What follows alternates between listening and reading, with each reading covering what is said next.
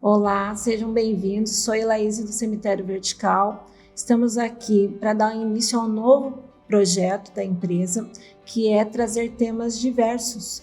E nesses temas diversos nós vamos estar trabalhando com um podcast, onde profissionais estarão trabalhando essa orientação para que os nossos clientes, os nossos colaboradores tenham essas informações, né, em relação a esses temas que nós estamos proporcionando para esses clientes, porque chegar em informação, orientação é muito importante. É uma maneira de conduzir qualquer tema, qualquer coisa que venha de encontro com aquilo que é necessário para mim. Falando do suicídio, né, mundialmente, eu gostaria de apresentar alguns dados que são questões específicas que, se vocês forem procurar na mídia, tudo vocês acabam encontrando.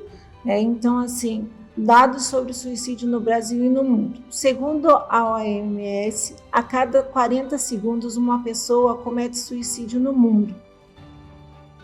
O suicídio, de acordo com a OMS, é a segunda e principal causa de morte entre pessoas com idade de 15 a 29 anos. 79% dos casos de suicídio ocorrem em países de baixa e média renda, de acordo com a OMS. Segundo o Ministério da Saúde, as mulheres tentam mais suicídio que os homens. Segundo a Central de Valorização da Vida, 32 brasileiros morrem por dia vítimas de suicídio.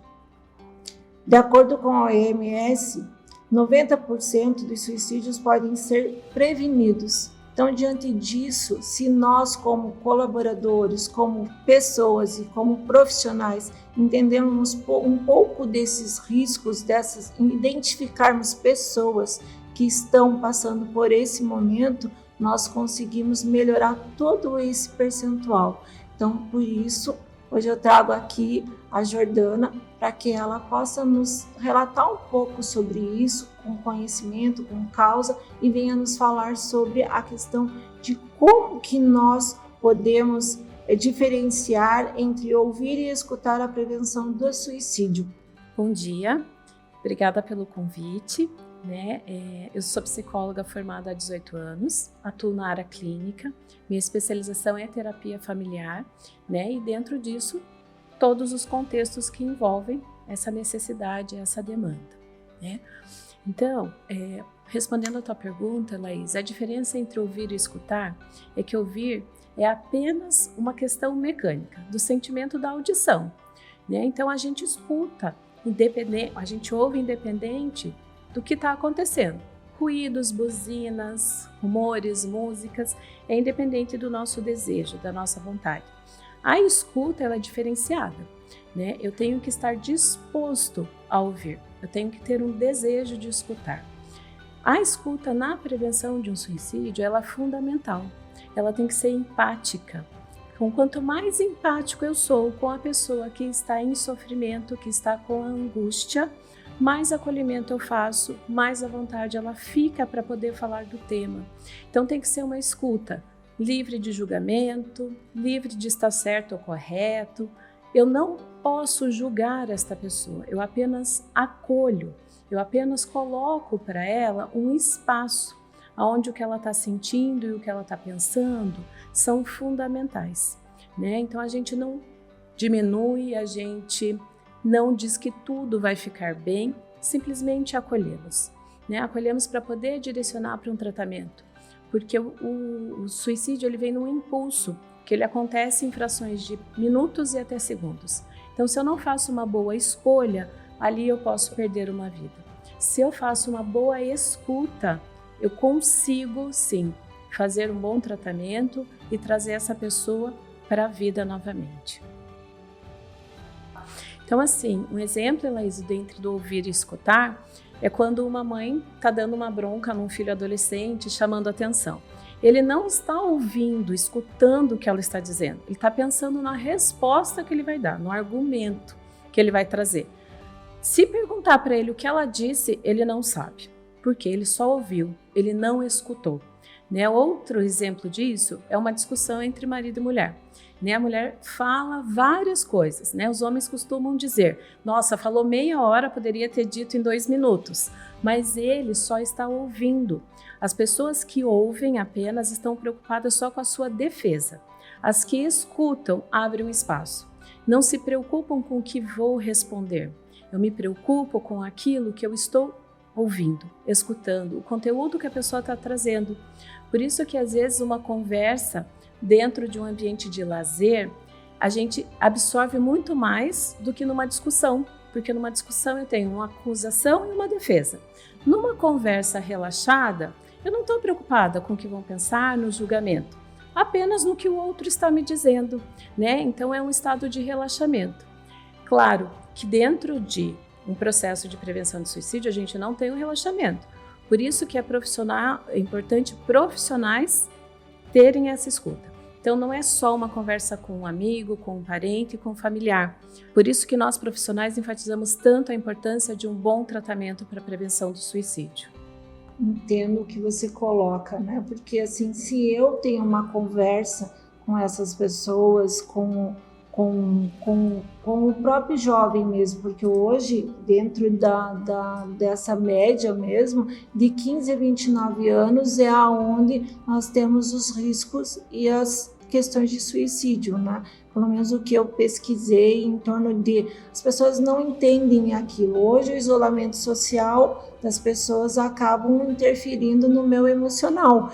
Então isso me gera uma incerteza, uma questão de emoção, vamos dizer assim, nossas realidades, os nossos lazeres, né? E muitas vezes isso vem para dentro de casa.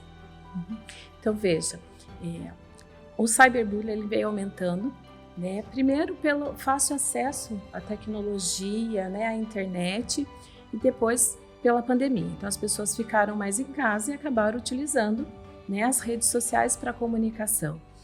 E aí, dentro disso, a gente tem as pessoas que usam da hostilidade, da agressividade para se sentirem superiores e para isso ofendem as demais pessoas, né?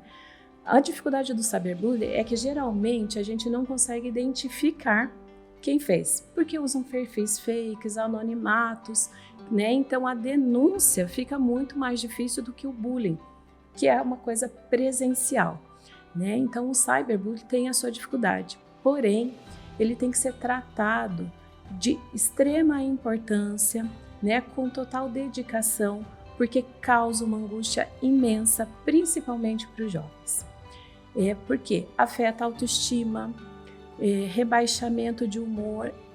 O agressor ele vai direto, né, para minimizar a pessoa que está do outro lado. Então ele usa aspectos físicos, de comportamento, características de personalidades e físicas para ofender.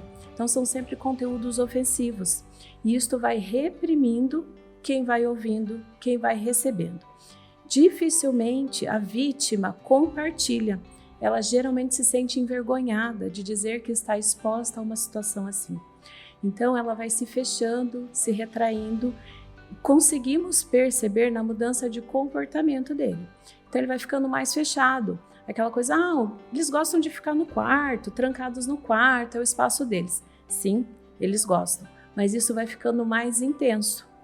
Só comem no quarto, não saem do quarto, diminui o ritmo de higiene pessoal, então banhos, escovar dentes, cuidados consigo mesmo, param de ser diários e começam a ser esporádicos, porque eu evito o contato com o outro, de tão fragilizado que estou.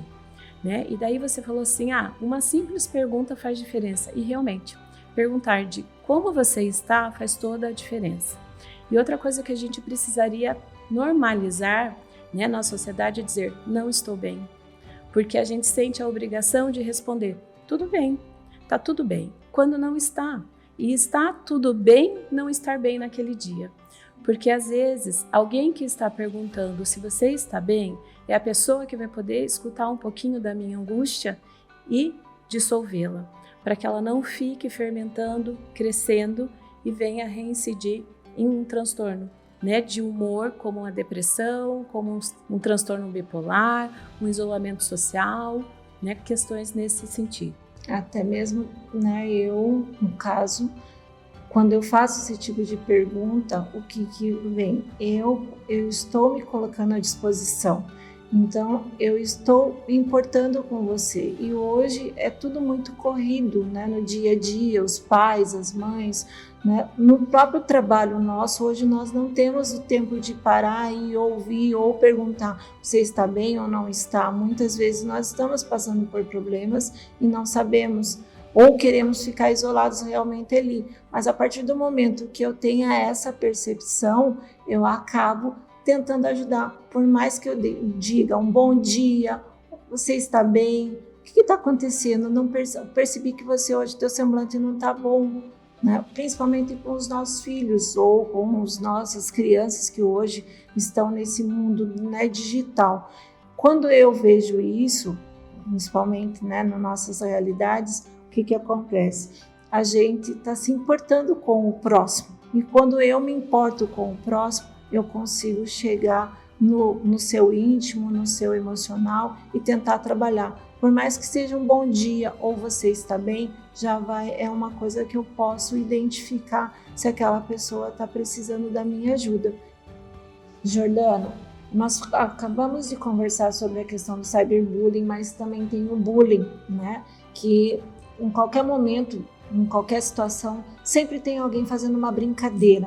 Como que nós tratamos, como nós lidamos com a questão das brincadeiras? O que isso pode refletir na questão emocional, né, dessas pessoas que às vezes estão se sentindo oprimidas ali e por causa de uma brincadeira isso pode se tornar muito mais grave. Como que você me orienta em relação a essa questão da brincadeira com as pessoas? Como que nós podemos identificar isso também nas brincadeiras? Então, assim, Laís, eu sempre costumo dizer que quando ofende, deixou de ser brincadeira.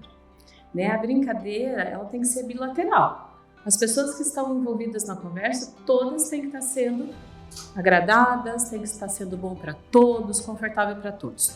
Ofendeu, ficou unilateral, deixou de ser brincadeira. É ofensa, é bullying, é desrespeito. Né? E todas as pessoas, independente de idade, de gênero, de religião, de sexualidade, de suas escolhas, merecem respeito. Respeito é por pessoa, não pelo que ela é, pelo que ela escolheu.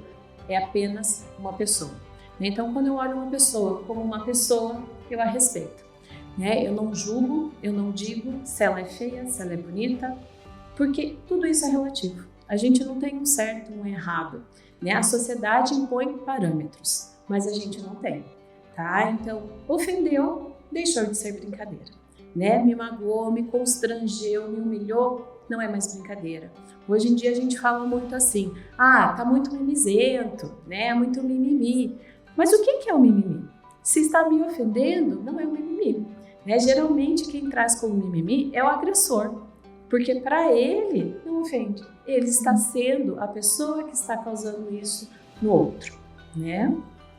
Eu vejo realmente por esse lado, né, Jordana, porque quando nós não se importamos, nós não estamos dando o devido respeito. Essas brincadeiras, elas realmente acabam machucando a alma, né? E ali é onde eu, como profissional ou como qualquer pessoa, posso estar ajudando. Jordana, diante disso que nós comentamos agora, como que eu posso lidar com essas brincadeiras, né? Às vezes eu falo, você tá gorda, você tá isso, você, né? Como que eu posso lidar?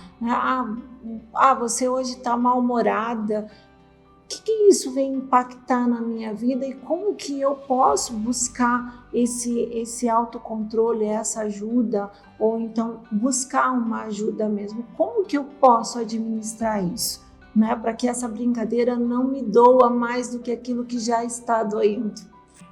Então, assim, Laís, eu sempre digo, né, para quem me procura, que é importante a gente praticar limites. Eu preciso aprender a dar limite. É uma coisa difícil? E quanto mais tempo eu me permito ficar exposto as práticas de bullying, as práticas ofensivas, mais difícil fica, né? Então, a primeira questão é distanciar-se um pouco desses grupos, né? Não são amigos, são pseudo-amigos, né? Não são pessoas que realmente gostam de você, que se importam com você, porque pessoas que se importam e gostam da gente não nos rotulam, nos amam como somos, porque amar é isso. Eu amo alguém sabendo que tem qualidades e defeitos, coisas boas e coisas ruins. Este é o amor, tá? Então, as pessoas que me ofendem, que me agridem, que fazem brincadeiras de mau gosto, não amam. Então, não são pessoas merecedoras da minha companhia, de compartilhar comigo a vida, seja ela profissional, pessoal, amorosa, social, inclusive das redes sociais e das mídias, né? Então, é importante começar a dar limite. Ele precisa começar aos poucos. O ideal é não entrar na questão de dizer você está me ofendendo, você está magoando, eu não gosto disso. Porque isso alimenta o ego do agressor. Ele diz, era aqui que eu queria chegar e estou conseguindo. E ele reverte isso para a vítima, né? Então ele diz assim, tá vendo? Você não sabe nem brincar, não tem senso de humor. Então ele arruma mais um argumento para trazer uma brincadeira de mau gosto. E eu levo a culpa. E aí isso rebaixa o meu humor mais uma vez, porque além de estar ofendida, estou culpada. Então tudo que acontece, a culpa é minha, né? Então vem só aumentando.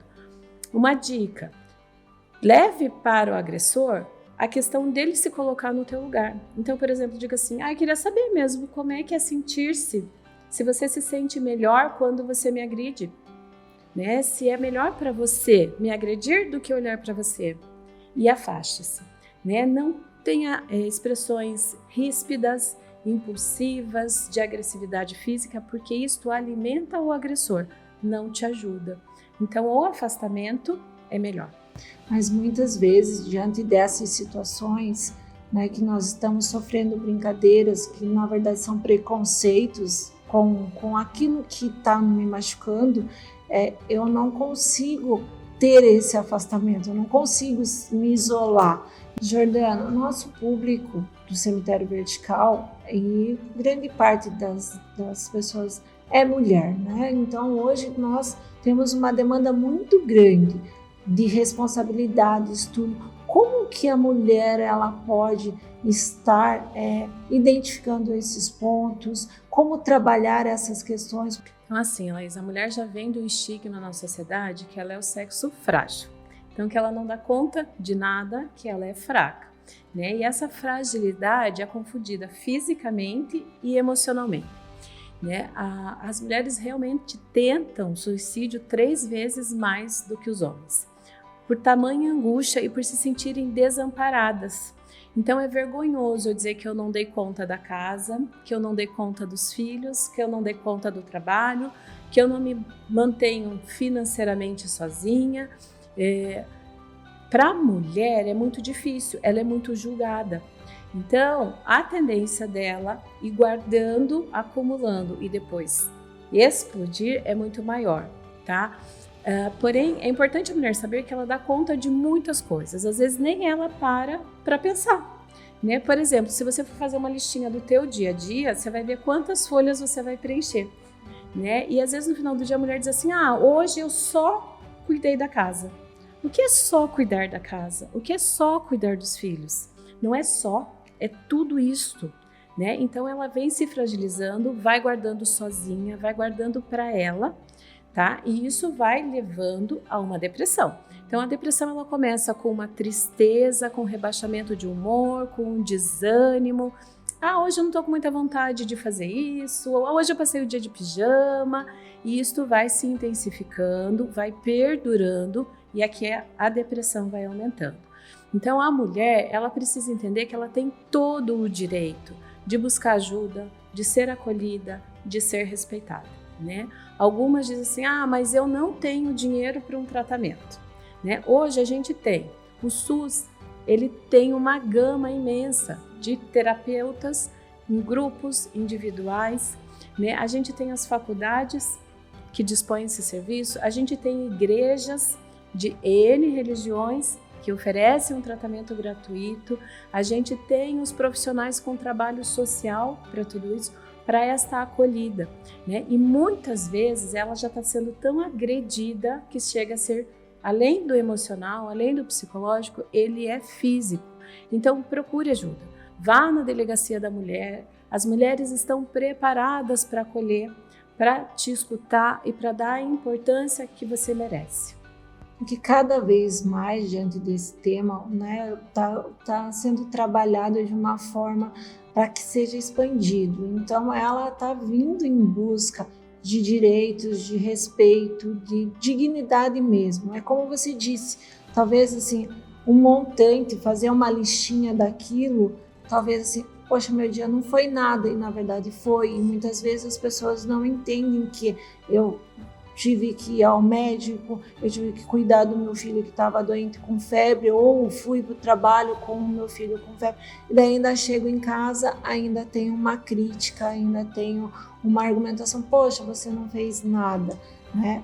Hoje, se vocês forem analisar, buscar a depressão pós-parto, é algo que está fazendo também, é uma das causas em relação à mulher, porque ela não sabe lidar com o bebê. Muitas vezes são mães novas, né? Porque hoje a sociedade ela impõe muito isso, preconceito. Às vezes uma menina acaba engravidando, uma adolescente, alguma coisa, e ali ela não tem, ela é uma criança ainda, é uma adolescente, ela não sabe cuidar e muitas vezes os pais também não têm tempo disso. Então, também é uma das causas, né? A depressão pós-parto e como que eu, como mulher, posso lidar ou identificar com isso, né? Tá, então assim, Luiz, a primeira coisa, talvez mais importante da maternidade é entender que ela é muito romantizada, né? Então as pessoas veem nas novelas, nas propagandas, como é lindo a maternidade. Ela realmente é linda, mas ela é muito difícil, né? Então, por que a mulher tem licença maternidade, fica 4 ou 6 meses em casa só para ficar com o bebê? Porque é um momento de adaptação muito difícil. A mulher tem que lidar com muitas questões, e é exatamente como você falou, Elaísa. É um bebê, eu não sei o que aquele serzinho precisa. A mulher tem que lidar com a questão corporal dela, então ela tem um rebaixamento de autoestima imenso, porque ela acha que ela vai ficar gestante e no momento do nascimento dessa criança, aquele corpo vai sumir. Isso demora. Então é um fator. Outro fator é a cobrança do parceiro muitas vezes. Nossa, você ficou o dia inteiro em casa e não tem janta. Você ficou o dia inteiro em casa e a casa está desorganizada. Ficou só com este bebê. É fácil, né? Então ela é muito julgada.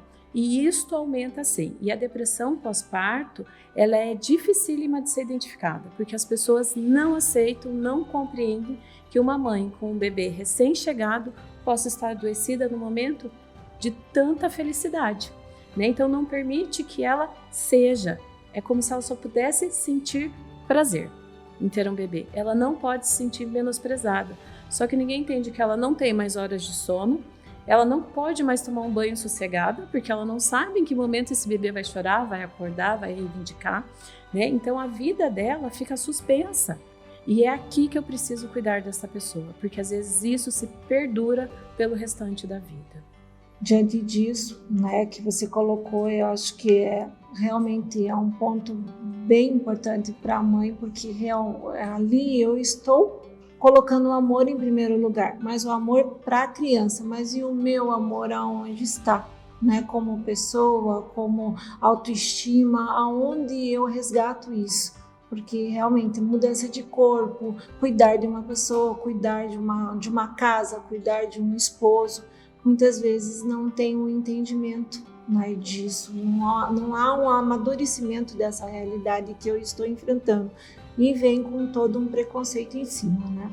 Diante desses argumentos que nós colocamos sobre a questão da gestação, da depressão pós-parto, do preconceito realmente por eu ser, né, enfrentar no trabalho a questão da etnia, da religiosidade, da própria parte de eu estou gorda, ou até os transtornos de bulimia, né, eu me olho no espelho e eu não me vejo eu bem. Como que eu posso lidar com isso, ou até mesmo ter um diagnóstico você é profissional, Jordana, você consegue entender, mas às vezes nessa situação, eu não consigo. E muitas vezes essa realidade que eu enfrento, talvez com um adolescente, na parte do isolamento, ou até mesmo na questão dos transtornos, como eu, mãe, ou que eu sou mãe, né?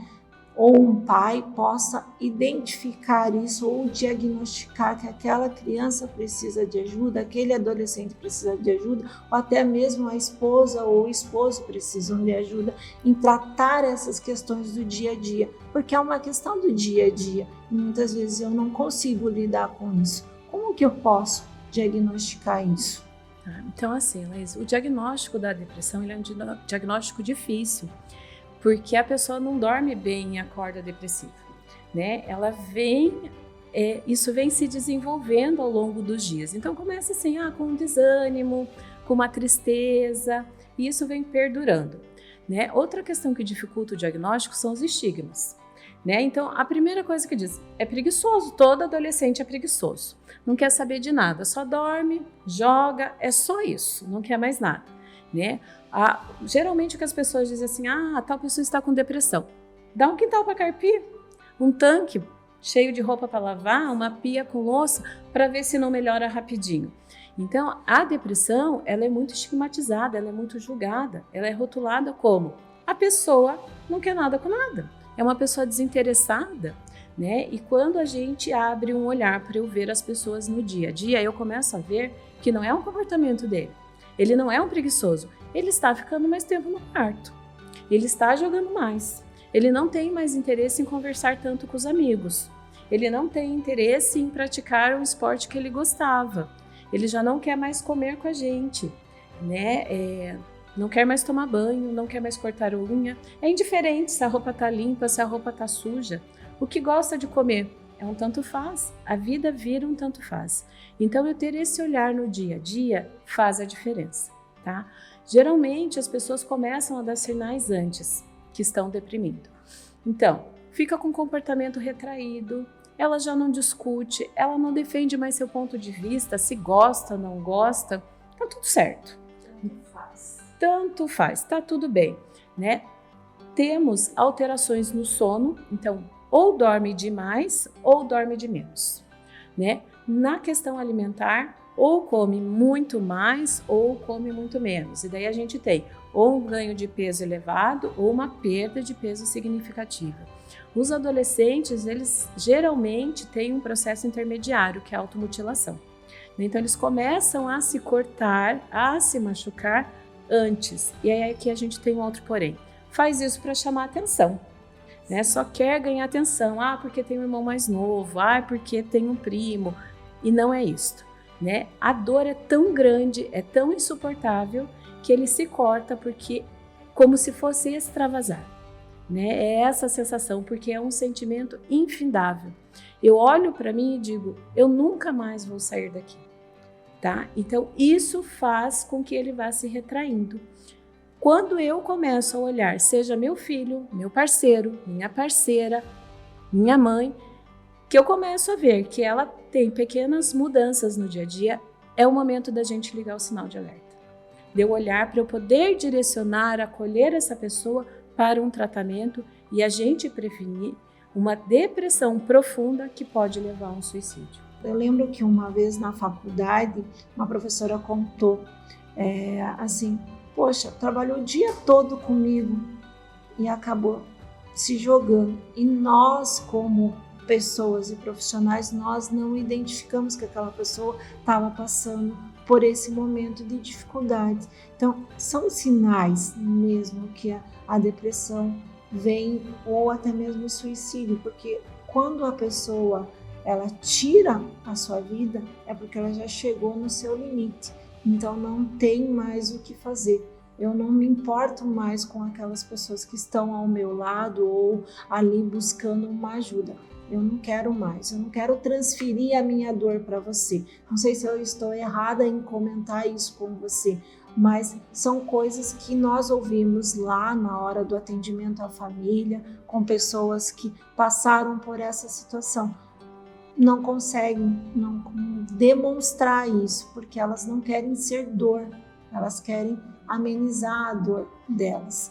Não sei se eu estou errada, você como profissional, Jordana, acho que pode explicar isso melhor para mim. É isso mesmo. E outra questão é que as pessoas acham, né, na sociedade, que a pessoa depressiva ela não sai de casa. Então, o depressivo está em casa, deitado na cama. E não é. A gente tem as pessoas no nosso meio, no nosso dia a dia, geralmente as que estão deixando todo mundo alegre, estão fazendo todo mundo se sentir bem, é aquela que colhe, ela está depressiva. Então, a depressão, ela usa uma máscara. Né? Então, por isso que trabalhou o dia inteiro com a gente, estava bem, almoçamos, rimos, e aí, à noite, cometeu um suicídio. Porque a pessoa sai de casa, a pessoa conversa, a pessoa interage, tá? Só que a angústia dela tá tanta e ela não encontrou um espaço para poder falar disso, para dissolver esse mal-estar, que ela cometeu o suicídio. Por isso que é importante os sinais. Então, as pessoas vão dando algumas frases, vão dando algumas dicas no dia a dia. Né? Então, assim, todo mundo é feliz, né? Todo mundo acha legal tal coisa. Eu não vejo mais graça. A vida agora é indiferente. Eu tô aqui com você, tá bom, mas se eu não tiver também, tá bom. Eu me sinto um peso. Assim, para os meus pais, eu acho que eu tô dando muita preocupação. Essas são frases que a gente tem que ligar o alerta, porque são frases de que a pessoa já está questionando se vale a pena ficar aqui ou não. Né? Então, se eu não vejo que faz sentido, se eu não tenho espaço aqui, para que fico? Para incomodar o outro? Para dar trabalho para o outro? Não, então eu não fico. É melhor eu não estar, porque assim as pessoas ficam melhores. Tá? Então, as pessoas elas vão dando sinais. Não acontece do dia para a noite. Então, são as pessoas que começam a trazer temas de morte subitamente. Acontece tal coisa, né? Quando é fora da temática. São pessoas que querem resolver, não deixam nenhuma pendência. Então, isso vai ficar para você, isso para você, eu deixo o meu quarto organizado, minhas tarefas em ordem. Escrevem cartas, né? A gente ouvir das cartas é o mais comum, né? As pessoas mais velhas deixam testamentos prontos em vida, então de repente eles hoje eu vou mexer com isso e resolve. Aqui são dicas de que a pessoa está pelo menos com pensamento de uma possibilidade de tirar a vida dela. Aqui ligamos o alerta, fazemos a escuta, direcionamos. Então a gente, em momento algum, diz assim, vai ficar tudo bem, isso daí já passa. Não passa. Para ele não passa. Se eu falar isso naquele momento, ele diz, realmente, não tenho mais jeito. Porque a sensação que a pessoa com depressão tem é que nunca vai passar, nunca vai terminar. Então eu não julgo, eu não digo assim, não acredito que você está triste porque terminou um namoro. Ela está triste porque terminou um namoro, não dói em mim, mas dói nela. Né? Perdeu o emprego, você vai arrumar outro, você é super competente. Isto não ajuda. Então são frases que a gente não usa. A gente diz, eu te entendo, eu te respeito, eu vou te ajudar. E outra coisa que a gente não faz em hipótese alguma, eu vou guardar esse segredo para você. Eu não guardo um segredo de alguém que tem um pensamento, uma possibilidade de suicídio. Eu digo para ele, eu vou dividir isso, porque precisamos de uma rede de apoio para você. Porque você é importante. Então isso é fundamental. Nunca prometa, conte para mim que eu não conto para ninguém. Eu vou contar. Né? Até dentro da minha sala terapêutica, a gente tem um contrato de profissional e cliente de sigilo, de extremo sigilo, e eu digo para eles que apenas um caso isso é quebrado. Quando eu vou perceber uma possibilidade de um suicídio. Aquilo se rompe naquele exato momento, porque eu preciso formar uma rede de apoio. Essa pessoa não pode ficar sozinha. Porque eu preciso ajudá-la, né? Exatamente. Mesmo com o trabalho de terapia, psicológico, tudo, entendendo a emoção daquela pessoa, o que ela está passando, se ela dá esse sinal, eu realmente preciso ligar o meu alerta e falar, olha, você precisa, por mais que eu esteja aqui para te ajudar, eu vou estar para te ajudar, mas você precisa realmente buscar uma ajuda mais específica, um tratamento, ou conversar com alguém sobre isso, porque a cada 40 segundos alguém tenta como que eu posso dizer, algo contra a sua própria vida, seja um corte, seja um medicamento, né, que é uma das causas principais, pelo fácil acesso também, né, Jordana, de você ter ali. Então, é algo de ser vigilante todos os dias. Jordana, eu agradeço, né, o que você trouxe para nós de conhecimento sobre o Setembro Amarelo, sobre a questão de tratar isso, as diferenças de saber e ouvir, escutar e interagir com essa pessoa, sobre o bullying, sobre o cyberbullying, como lidar com as brincadeiras e diagnosticar, né? Os sinais de depressão são importantes, nós como pessoas identificarmos esses sinais. Então, assim, nesse momento que nós trouxemos todos esses temas que vieram de encontro com o Setembro Amarelo, que são demandas muito importantes, assim, como que eu posso procurar ajuda ou identificar ou direcionar essa pessoa para que ela seja ajudada? Tá, então a primeira coisa a gente entender é que assim, a depressão, ela tem um motivo. Eu perdi um familiar, eu terminei um namoro, ela passa, ela é passageira.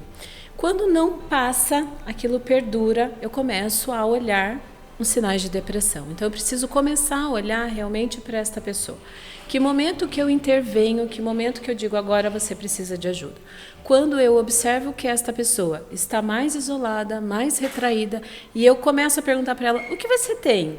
E ela me diz, nada, não sei. Sei lá, estou assim mesmo. Já são indícios de que ela já não tem mais um motivo aparente, justificável, não é situação momentânea e que ela está num vazio interno. Aqui é o momento de intervir. Como intervenho? Eu digo abertamente para ela, percebo que você vem mudando. Percebo que você não está bem. Diga que ela não está bem e diga que está tudo bem não estar bem. Diga que ela é importante e que você está disposta a ajudar.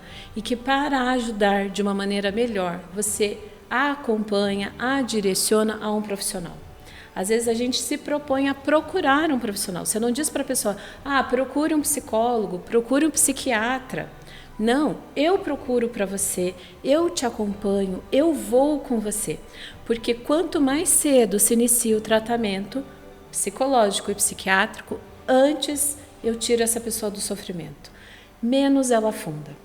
Melhor ela fica e mais rapidamente. Então, eu intervenho quando? Quando eu observo mudanças mínimas no comportamento daquela pessoa. Elaíse chegava aqui todo dia e dava bom dia para todo mundo. Agora, Elaíse só passa e dá uma olhadinha. Jordana, eu queria agradecer, né, pela tua presença aqui no nosso primeiro podcast, falando de temas tão importantes, principalmente de Setembro Amarelo. São delicados essas demandas que nós tratamos aqui hoje. Agradeço mesmo a sua presença aqui com a gente. Gostaria de saber de você, se alguém quiser te procurar para falar sobre isso, né, ou conversar sobre qualquer outra realidade, aonde eu encontro você, qual é o teu telefone, qual é o teu site, qual é o teu Instagram. Então, fique à vontade de divulgar os seus contatos. Elaíse, eu que agradeço a oportunidade, né? Quero parabenizar a iniciativa de poder falar de um tema tão delicado e tão importante ao mesmo tempo. Então, muito obrigada, né? Fico à disposição para dúvidas, se alguém quiser contactar, se informar, precisar de um espaço de escuta, eu fico à disposição. Então, eu estou nas redes sociais, no Instagram, no Facebook, como Jordana Prete, né? O meu telefone de contato mais rápido hoje em dia é o WhatsApp, né? Eu vou deixar para vocês, é o 98402-2191 e quero que todos fiquem à vontade. Se você quer escrever uma mensagem, mandar um áudio, sinta-se à vontade, né? Não se preocupe, isso é sigiloso, isso vai ser guardado e você vai ser escutado. Como a Jordana colocou, vocês que estão aí participando, ouvindo, né, o que nós colocamos hoje para vocês, quem quiser compartilhar, clicar ali no like, ali, fique à vontade. Qualquer coisa, vocês podem estar entrando dentro das mensagens ali das nossas redes sociais, nós podemos estar encaminhando para a Jordana também. Fiquem à vontade. cliquem, compartilhem, porque esse foi o nosso primeiro. E nós vamos trazer para mais vezes outros temas que sejam importantes também e sugiram, né, para a gente aqui o que nós podemos estar trabalhando, aquelas dúvidas que vocês precisam, que vocês têm às vezes vergonha, nós estamos aqui para trazer isso como uma realidade, um tema que vocês podem contribuir para a gente. Meu muito obrigada, curtem e compartilhem nas nossas redes sociais. Até breve!